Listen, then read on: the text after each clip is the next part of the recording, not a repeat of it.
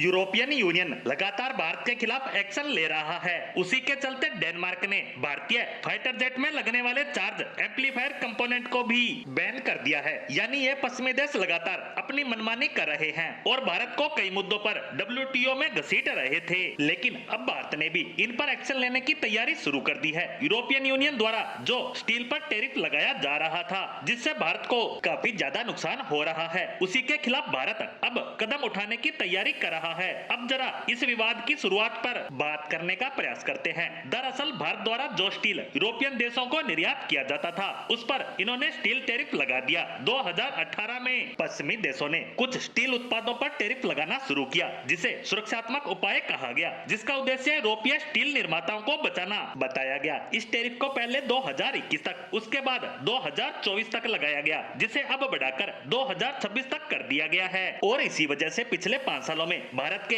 4.4 billion dollar के व्यापार पर असर पड़ा और उसे 1.1 बिलियन डॉलर की ज्यादा इंपोर्ट ड्यूटी चुकानी पड़ी। भारत कई बार इस मुद्दे पर बातचीत कर चुका है, लेकिन अब भारत ने डब्ल्यूटीओ को सूचित किया है कि वह यूरोपियन यूनियन के खिलाफ कदम उठाने की तैयारी कर रहा है। हालांकि भारत ने अभी तक साफ नहीं किया है कि वह कौन कौन से उत्पादों पर टैरिफ लगाएगा, लेकिन वह चुनिंदा उत्पादों पर टैरिफ बढ़ाने जा रहा है, जो उत्पाद यूरोप से भारत आते हैं, ताकि व्यापारिक संतुलन बना रहे। भारत उसी अनुपात में टैरिफ लगाने का अधिकार रखता है जैसा यूरोपियन यूनियन ने लगाया है। बता दें कि डब्ल्यूटीओ के नियमों के अनुसार कोई भी देश कुछ खास परिस्थितियों में किसी अन्य देश से आयात होने वाले उत्पादों पर सुरक्षात्मक टैरिफ लगा सकता है, ताकि वो अपने घरेलू बाजार को बचा सके। लेकिन इसकी समय सीमा होती है, जो अधिकतम 8 साल है, यानी 2026 तक ही यूरोपियन यूनियन इस टैरिफ को जारी रख सकता है। यूरोपियन यूनियन के इस टैरिफ के अनुसार एक निश्चित क्वांटिटी से ज्यादा स्टील निर्यात होता है तो उस पर ज्यादा टैरिफ लगाया जाएगा।